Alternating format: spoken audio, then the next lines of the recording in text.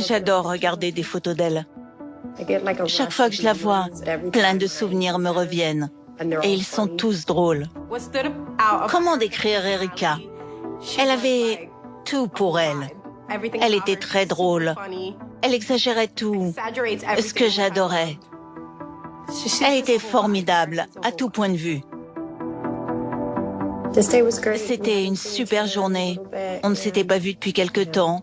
Et on a pris pas mal de photos. C'était une bonne soirée.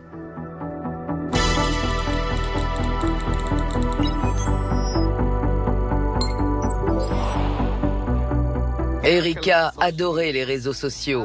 On savait tout ce qu'elle faisait et où elle se trouvait, car elle postait tout sur les réseaux sociaux.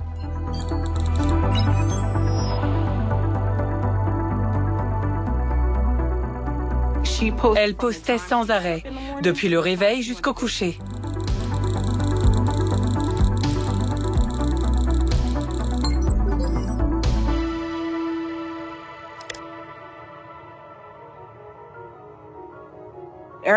Erika aimait être mère, vraiment. Elle était extrêmement proche de sa fille Amira. Amira était sa princesse. Erika avait été en couple pendant plusieurs années avec le père d'Amira avant de se séparer.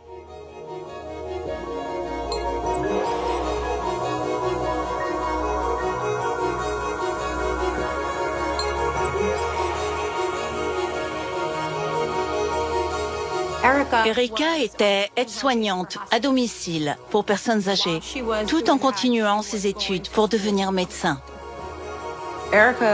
Elle travaillait dur. Elle voulait rencontrer des gens qui avaient des rêves et qui voulaient aller loin. C'est pour ça qu'elle est tombée amoureuse de Kyle.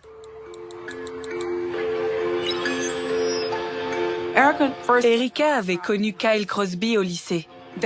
Ils se sont retrouvés sur Facebook. Elle avait posté quelque chose et il l'a contactée.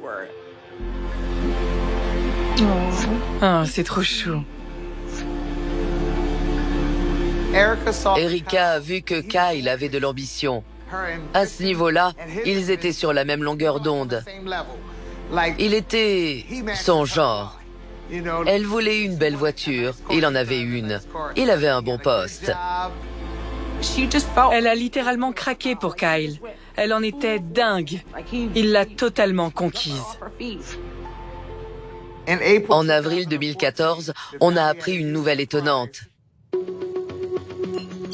Erika est devenue Erika Crippen Crosby. On a vu ça sur Facebook. En 2 ans, c'était fait. Je lui ai dit, c'est pas vrai, tu t'es mariée? Félicitations. J'ai vu une différence. Elle était heureuse avec Kyle. Très heureuse. Erika avait perdu sa mère à l'âge de 13 ans. Avec ma sœur Barbara, on l'a élevée. On s'est partagé la responsabilité de son éducation, car elle n'avait personne d'autre. Je l'aimais comme ma propre fille.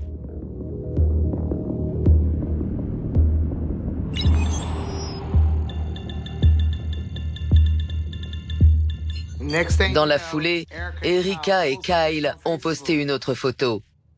Les choses allaient de plus en plus vite.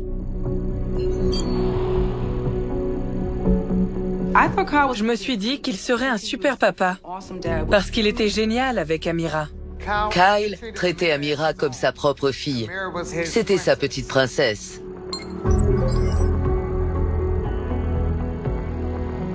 Peu de temps après, je regarde sur Facebook.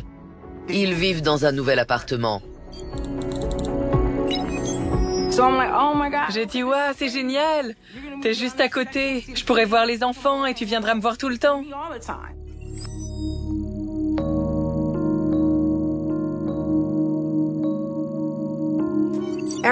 Sa vie était enfin placée sous le signe du bonheur.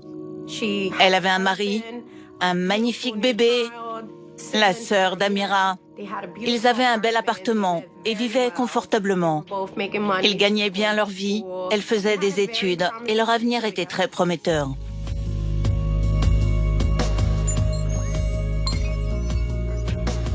Son rêve se réalisait. Tout ce qu'elle avait toujours voulu prenait forme.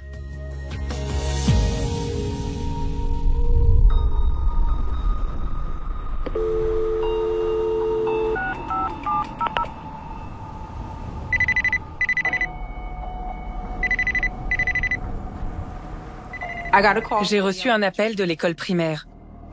L'institutrice m'a dit qu'Erika n'était pas venue récupérer Amira.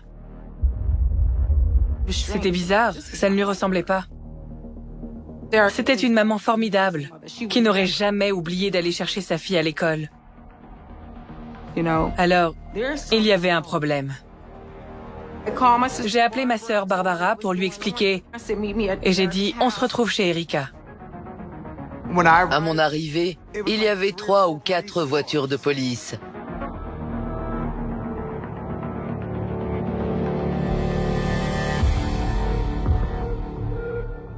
Quand j'ai vu l'état de l'appartement, j'en ai eu le souffle coupé. Il y avait de la nourriture de fast-food sur la table, du verre brisé dans un coin, le transat pour bébé à l'envers, par terre. C'était comme si une tornade était passée par là. Je n'en croyais pas mes yeux. À ce moment-là, j'ai su qu'il s'était passé quelque chose de grave. Kyle n'était que l'ombre de lui-même, alors qu'il était toujours propre sur lui. Il n'était pas rasé depuis plusieurs jours et il était défoncé. Un officier de police l'a fait monter dans la voiture et ils sont partis. Le père d'Amira est venu la chercher. Kyle a appelé sa mère pour qu'elle vienne récupérer le bébé. Je me disais, c'est pas possible. C'est un cauchemar. Que se passe-t-il? Où est Erika?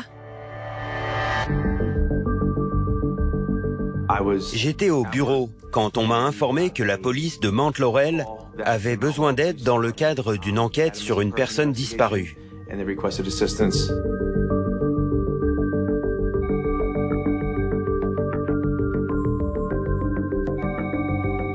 Kyle Crosby a été conduit au poste de police pour sa déposition.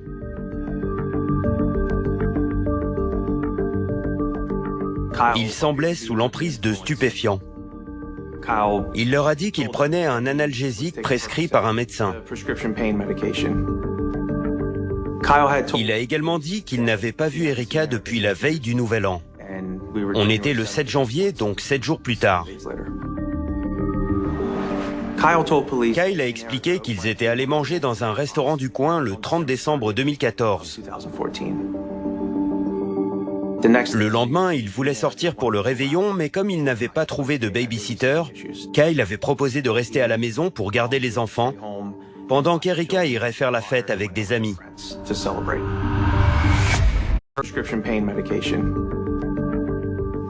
Il a également dit qu'il n'avait pas vu Erika depuis la veille du Nouvel An. La voiture d'Erika était toujours garée devant leur appartement. Kyle a dit qu'elle était partie avec ses amis le soir du réveillon et a affirmé qu'elle avait déjà fait ça auparavant, partir plusieurs jours d'affilée avant de revenir. Il a été libéré au terme de ce premier interrogatoire. L'étape suivante de l'enquête consistait à parler à la famille et aux amis d'Erika. Ces entretiens ont immédiatement confirmé qu'Erika était une excellente mère, qui prenait soin de ses enfants. Alors le fait qu'elle s'absente pendant 7 jours sans donner de nouvelles, ce n'était vraiment pas bon signe.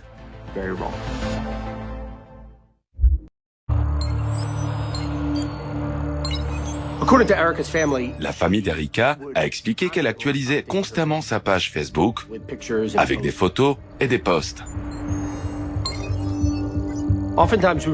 Via les réseaux sociaux, on analyse souvent le mode de vie des gens afin de voir ce qu'ils font et d'essayer d'identifier la dernière fois qu'ils ont été actifs. Les informations révélées par le profil d'une victime sur les réseaux sociaux peuvent être aussi importantes que des indices trouvés sur les lieux du crime. Sa dernière photo postée sur Facebook la montrait avec Kyle dans un restaurant le 30 décembre, ce qui confirmait les propos de Kyle, selon lesquels ils étaient allés manger ensemble ce soir-là. Et à en juger par ce cliché, leur couple ne semble pas avoir de problème. Ils ont l'air heureux.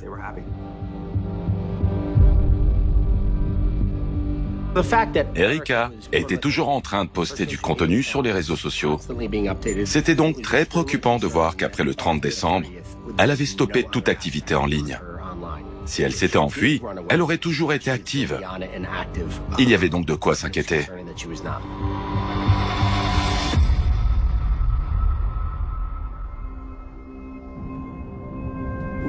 Dans une enquête de ce type, l'une des premières étapes consiste à interroger le voisinage. Des agents ont donc été envoyés dans le quartier de Kyle et Erika afin de faire du porte-à-porte et d'interroger un maximum de monde. Mais ils n'ont rien obtenu. Aucune information. En plus des comptes des réseaux sociaux d'Erika, on a commencé à vérifier ceux de Kyle. Le 30 décembre, Kyle avait posté une photo de lui et Erika. Ils étaient heureux. Rien ne semblait indiquer un quelconque problème entre eux. On a vu que Kyle avait posté un message sur Facebook le 3 janvier expliquant qu'il cherchait une babysitter pour les filles. Ça corroborait ce qu'il nous avait dit, à savoir qu'il n'avait pas vu Erika depuis qu'elle était partie le soir de la Saint-Sylvestre.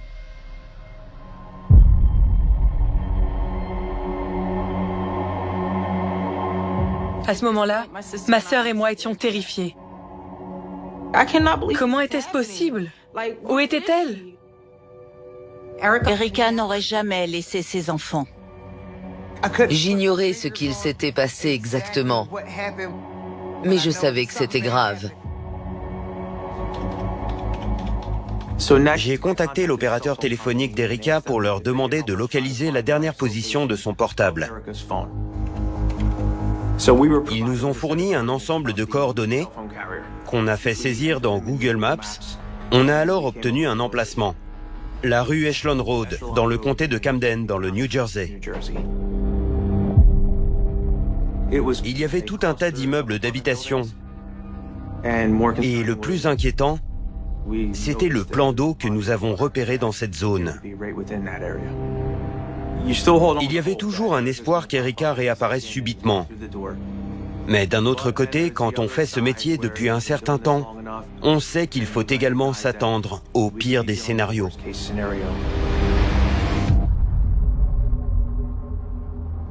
Je me suis donc dirigé vers Echelon Road et sur la route, s'il y avait la moindre chance à ce moment-là de la retrouver quelque part, j'avais le sentiment que c'était là.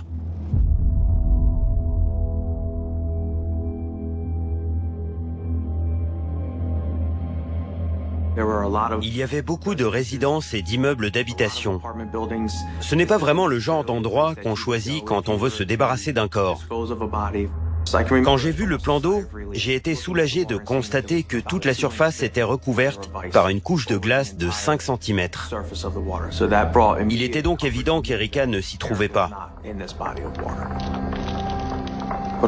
Mais j'ai aussi ressenti de l'impuissance. Et maintenant ?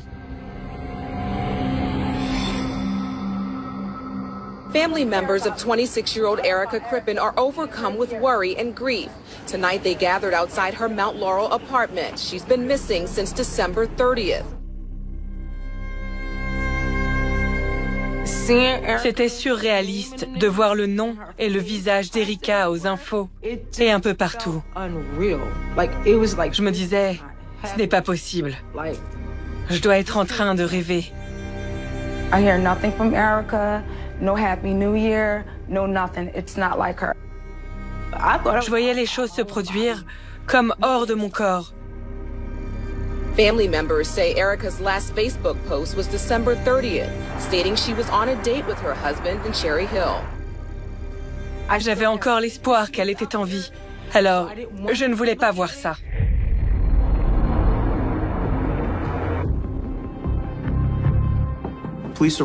En arrivant devant leur résidence, la police a constaté que la Ford rouge d'Erica avait disparu,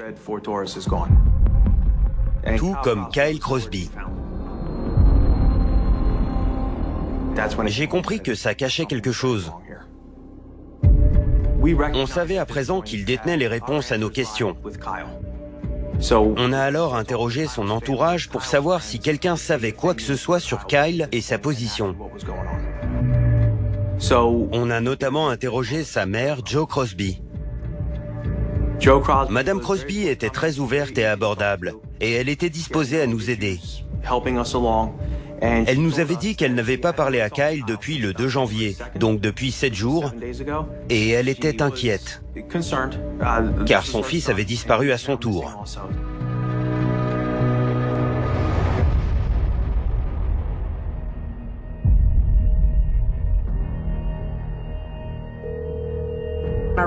J'ai appelé Jo pour lui demander si elle savait quelque chose.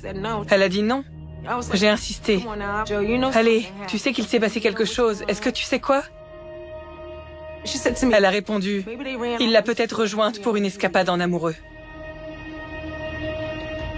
J'étais sidérée qu'elle dise une chose pareille.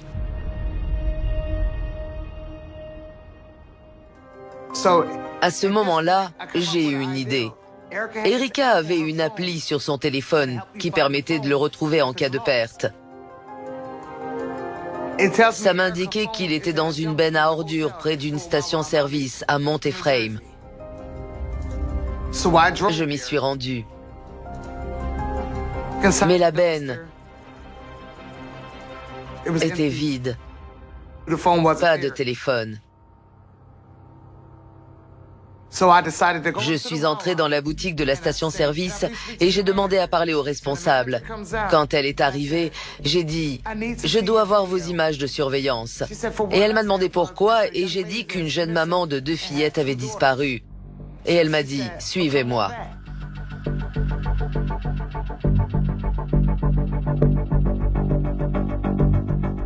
Je n'ai pas vu Erica, mais il y avait Kyle et les enfants. L'appli m'avait signalé que le téléphone d'Erica était dans le secteur. Mais en fait, ce n'était pas elle. C'était Kyle qui se cachait. J'ai pris le CD et je l'ai apporté aux enquêteurs.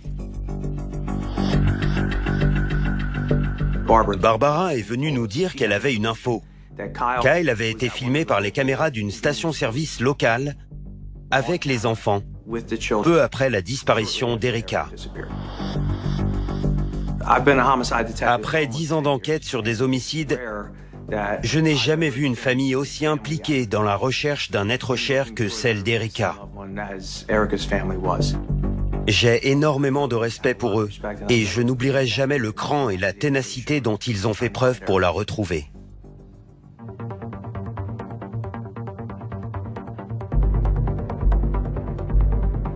On était donc à la recherche de Kyle, qui était le seul à pouvoir nous faire avancer en nous apportant des informations sur ce qui était arrivé à Erica. Vu l'état dans lequel on avait retrouvé l'appartement, on a décidé de l'inculper pour mise en danger du bien-être de 2 enfants. Mais on ignorait où il se trouvait. Retrouver Kyle Crosby est devenu notre priorité.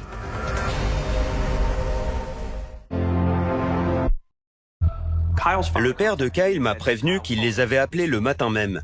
Il nous a donné le numéro du téléphone que Kyle avait utilisé. C'était celui d'une épicerie située dans le Maryland. On avait donc enfin une petite idée de sa position. On a alors appris que le détecteur de plaques minéralogiques du pont Francis Scott Key avait repéré celle de la voiture d'Erica. Autrement dit, Kyle était passé du New Jersey au Maryland. Un agent qui n'était pas en service a vu le véhicule correspondant à la description avec Kyle à l'intérieur. Kyle a été arrêté le 12 janvier. Le soir même, j'ai été prévenu par téléphone qu'il était en détention. Je n'oublierai jamais le mélange d'émotions que j'ai ressenti à ce moment-là. Mais je savais que ce n'était là que le commencement.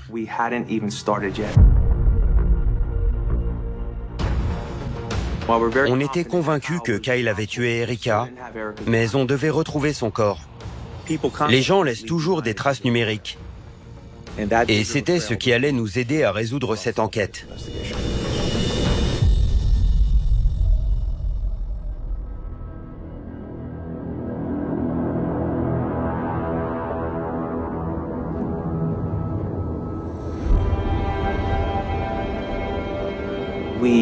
On a été autorisé à demander les relevés téléphoniques de Kyle. La voiture a été saisie en tant que scène de crime potentiel. Dans le coffre, l'unité scientifique a trouvé une pelle avec du sable dessus, mais aussi du scotch, du linge et plusieurs emballages de vieux désodorisants. J'avais le sentiment, dont je me souviendrai toujours, que Kyle avait utilisé ce véhicule pour se débarrasser du corps de sa femme.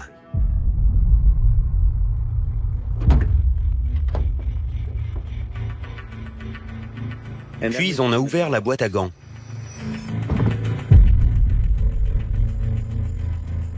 Ce qu'on y a trouvé risquait de changer le cours de l'enquête. Il y avait un très vieux GPS à l'intérieur, un appareil qu'on doit brancher sur l'allume-cigare pour qu'il nous mène d'un point A à un point B. J'ai su qu'on tenait quelque chose de crucial. On avait le portable de Kyle, ses relevés téléphoniques et, à présent, un appareil numérique qui avait peut-être suivi ses mouvements pendant les jours où Kyle était introuvable. On avait tous les éléments pour être en mesure de prouver que Kyle avait tué Erika ou pour l'innocenter. Le GPS a été saisi comme pièce à conviction afin de procéder à une analyse scientifique. Mais on savait qu'il faudrait du temps pour accéder à ces données, pour les analyser et en extraire des informations logiques, pour peu qu'il y en ait.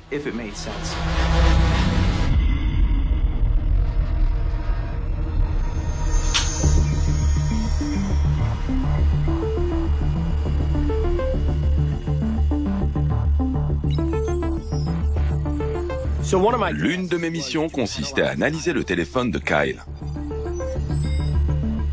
Le logiciel qu'on utilise nous permet de récupérer des conversations supprimées. Ce qui nous a permis de voir que ça avait été le cas entre Kyle et sa mère Jo. Ces messages étaient troublants, pour ne pas dire plus. Ils dataient des premières heures du 31 décembre, le jour de la Saint-Sylvestre, et Kyle envoyait des SMS à sa mère, alors qu'il était en pleine dispute avec Erika. À 3 heures du matin, texto de Jo pour Kyle. 13 minutes plus tard, Kyle répond.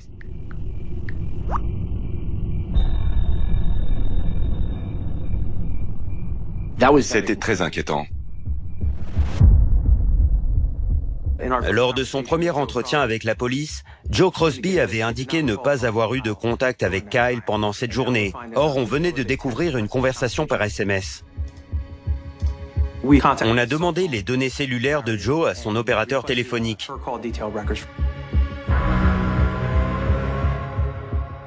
Un signal du mobile de Joe avait été capté par une tour tout près de l'appartement du couple à l'aube du 31 décembre, vers 7 heures du matin. Ce téléphone et probablement sa propriétaire s'étaient donc trouvés à proximité de la résidence de Kyle et Erika, quelques heures seulement après sa disparition.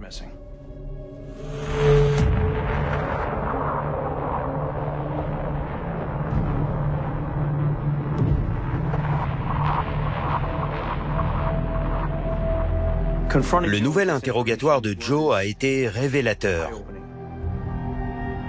Elle a admis qu'elle avait récemment supprimé un certain nombre de SMS entre elle et son fils Kyle. Quand on lui a demandé la raison de cet acte, au beau milieu d'une enquête de cette ampleur, elle a répondu qu'elle nous croyait déjà en possession de ces messages et que nous n'en aurions donc pas besoin. Elle a admis être allée à l'appartement le matin du 31 décembre afin de garder les filles, pendant que Kyle faisait des courses. Au vu de ces révélations, Joe Crosby a été inculpé pour entrave à la justice et falsification de preuves. Crosby, you want to say anything? Only Fox 29 was there when 67-year-old Joe Crosby returned to her Sicklerville home Monday night after being arrested Monday morning on charges she helped her son Kyle conceal the murder of his wife, Erica Crippen. 28-year-old Kyle Crosby seen here on video during a first court appearance in Burlington County Court. He's charged with the murder of his wife, 26-year-old Erica Crippen, missing since New Year's Eve. Quand j'ai entendu que Kyle était inculpé pour meurtre, j'en ai eu mal au ventre. Et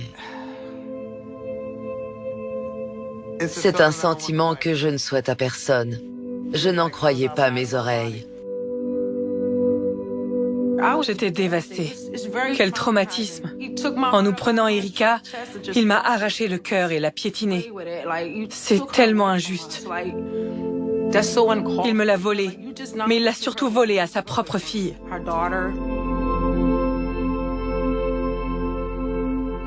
Aucune femme n'imagine que son mari va la tuer.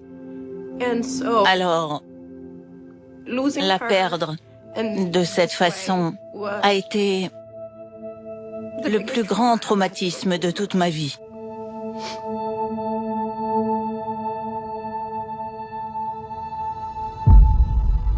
C'est rare de poursuivre quelqu'un pour meurtre quand il n'y a pas de corps. On devait retrouver celui d'Erika.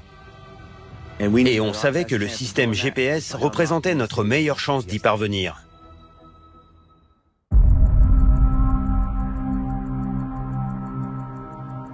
Je voulais qu'on la retrouve pour pouvoir faire mon deuil. J'ai donc organisé les recherches. I met up with the family and friends of Erica Crippen this morning. We went deep into the woods and looked around. While I was back there, I spoke to Barbara Kellum. Well, it's been over a month now. You know, we can only expect the worst as our family. So what we want is her body. On a cherché le corps d'Erika tous les jours, sans relâche. J'ai même arrêté de travailler pour ça. C'était notre mission. C'était très dur, car on voulait la trouver, la ramener à la maison et lui offrir des funérailles. Mais le fait de s'imaginer en train de la découvrir, moi, sa meilleure amie ou bien sa tante au cours de ses recherches en pleine forêt, c'était absolument terrifiant.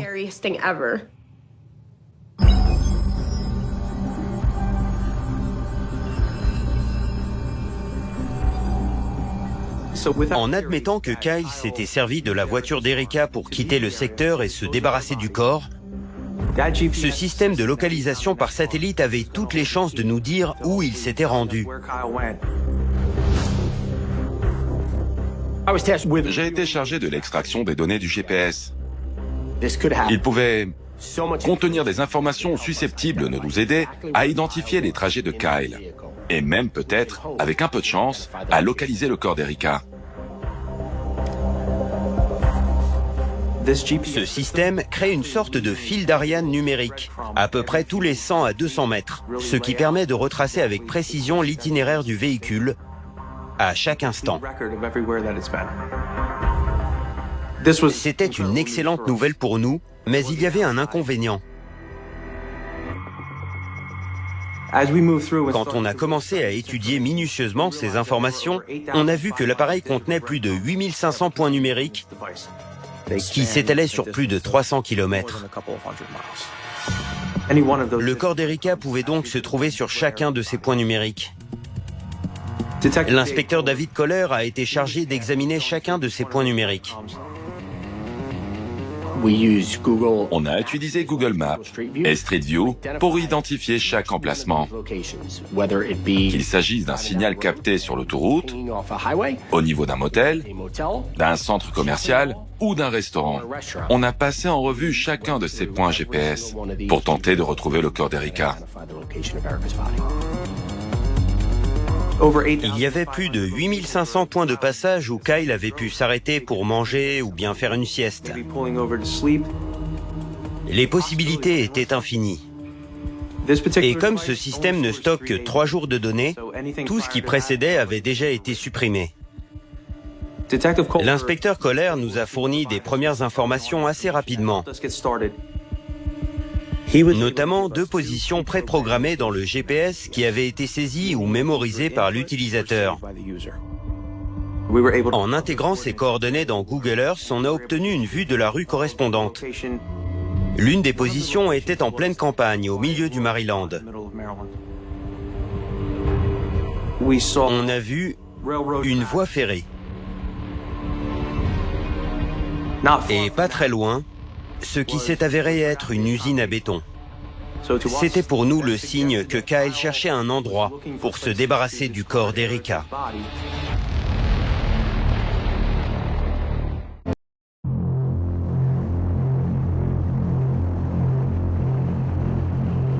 On devait retrouver son corps pour augmenter nos chances de faire condamner Kyle. J'avais une pression énorme parce que je voulais aider cette famille. Je voulais trouver Erika afin de leur apporter des réponses. À ce moment-là, c'était pour moi un véritable moteur.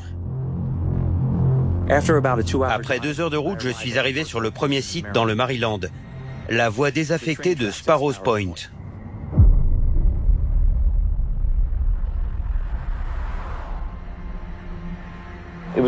C'était recouvert de végétation comme aujourd'hui, et une ancienne voie ferrée passait au milieu. C'est comme une poche au milieu d'une zone très fréquentée qui offre un certain isolement.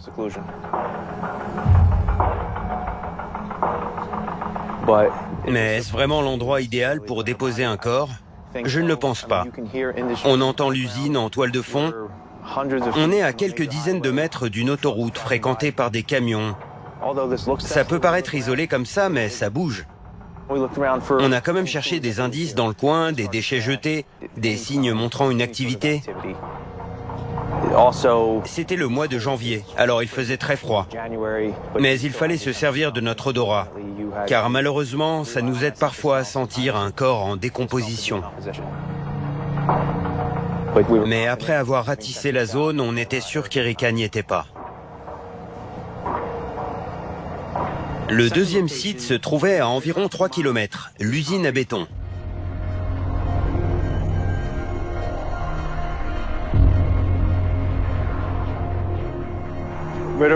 Par ici, on peut voir les bâtiments et au-delà, il y a ces grands monticules visibles sur les photos satellites.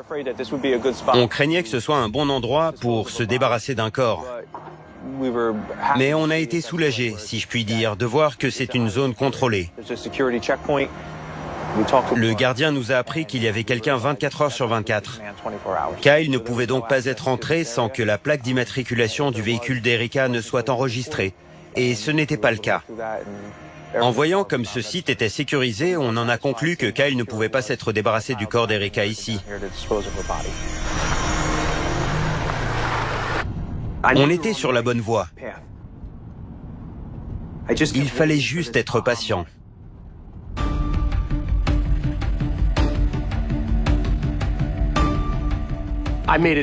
J'ai estimé que la meilleure stratégie consistait à identifier les endroits où le véhicule s'était arrêté plus de 10 minutes consécutives, en partant du principe que quelques minutes suffisaient à sortir un corps d'une voiture et à le laisser quelque part.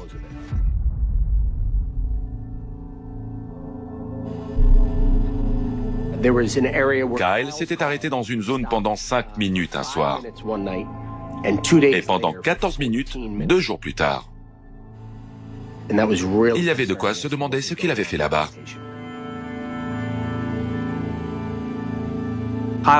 Kyle s'est arrêté sur une route de campagne du Maryland, dans le comté de Carroll.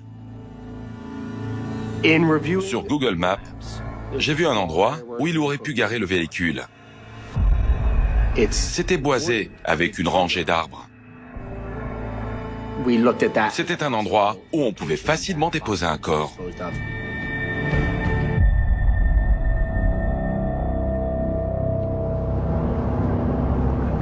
Sur le trajet qui m'amenait à cette position, j'ai ressenti tout un tas d'émotions.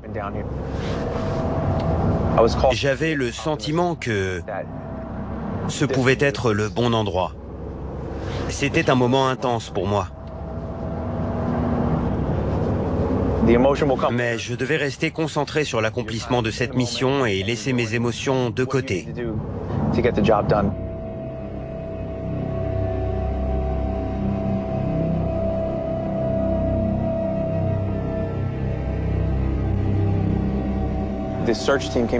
L'équipe spécialisée dans les recherches s'est mise au travail et ils ont trouvé Erika à quelques mètres seulement de la route.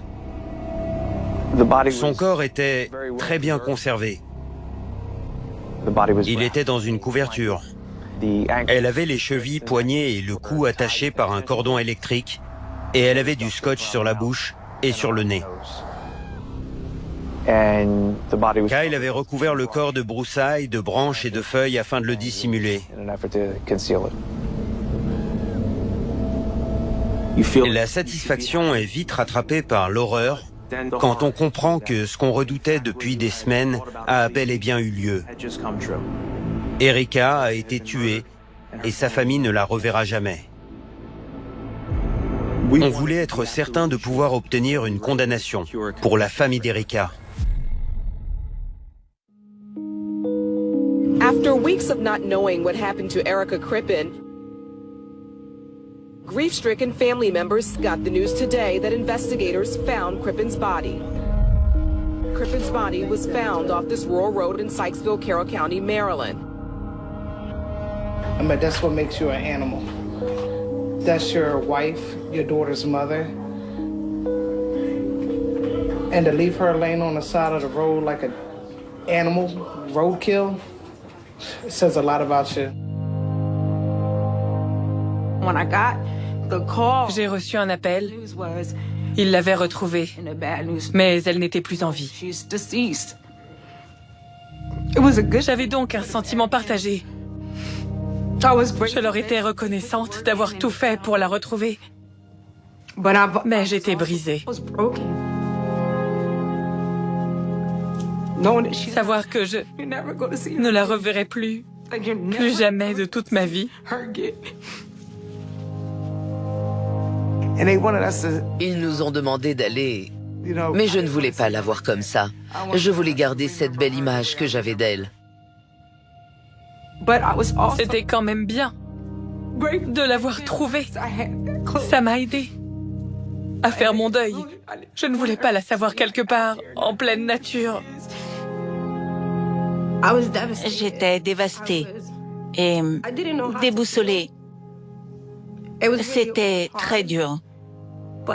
Mais en même temps, aussi étrange que ça puisse paraître, j'étais soulagée de savoir qu'on pourrait lui dire au revoir.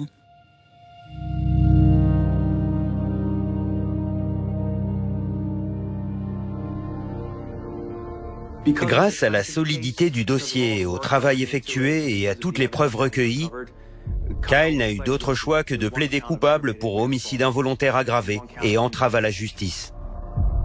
Les deux inculpations pour mise en danger d'un enfant ont été abandonnées. Les charges retenues contre Jo Crosby, la mère de Kyle, ont elles aussi été abandonnées.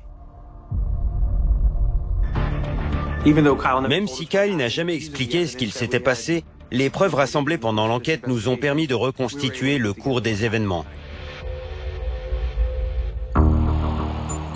La veille de la Saint-Sylvestre, Kyle et Erika ont apparemment passé une soirée normale et agréable dans un restaurant local. Mais une fois chez eux, pour une raison qu'on ignore, on pense qu'une dispute a éclaté en pleine nuit. On ne sait pas non plus pourquoi cette dispute a fini par pousser Kyle à contacter sa mère. Cette dispute a pris fin quand Erika est morte par asphyxie. Kyle devait alors se débarrasser du corps sans se faire repérer. Il s'est rendu sur plusieurs sites, à la recherche du bon endroit pour y déposer Erika.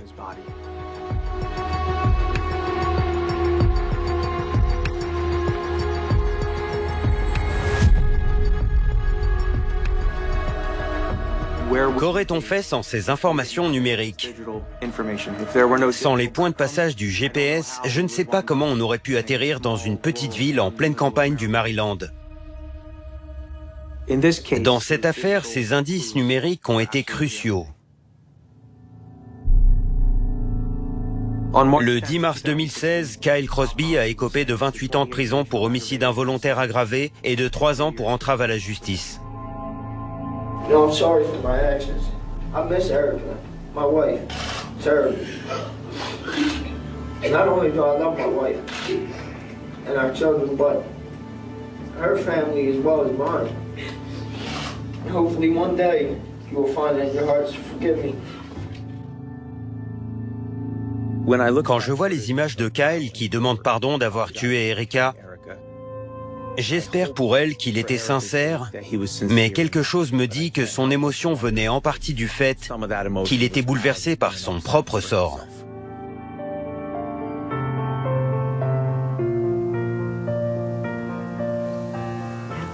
Erika est là, et je suis juste derrière.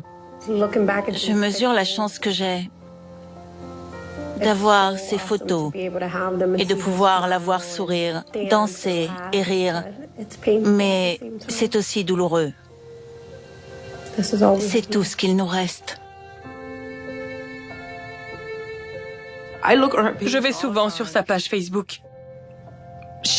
Elle était heureuse. Si heureuse.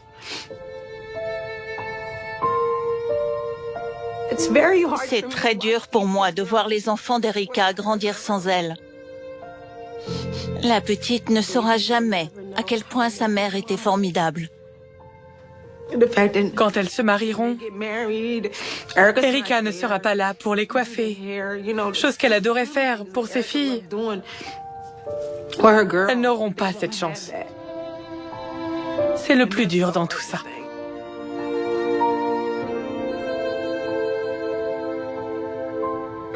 Amira, l'aînée, se souvient de beaucoup de choses. Elle lui ressemble de plus en plus. Elle rit comme elle. C'est comme si Erika était de retour à la maison.